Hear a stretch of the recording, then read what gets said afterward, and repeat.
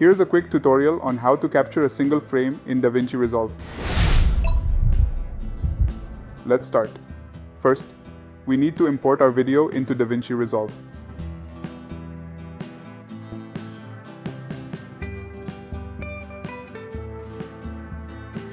Drag it to the timeline.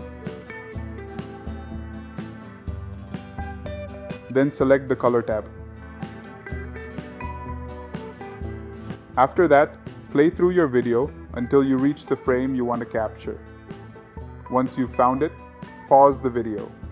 Head over to the viewer window and make sure the frame you want is visible.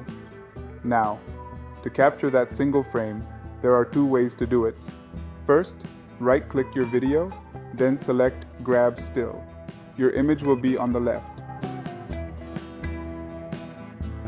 Right-click on it and select Export. Then select an image format to export to.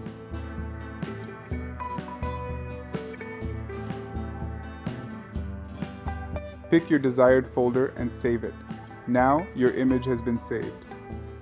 Alternatively, you can use shortcut keys, Ctrl+Alt+G, and that's how you capture a single frame in Davinci Resolve. Thanks for watching.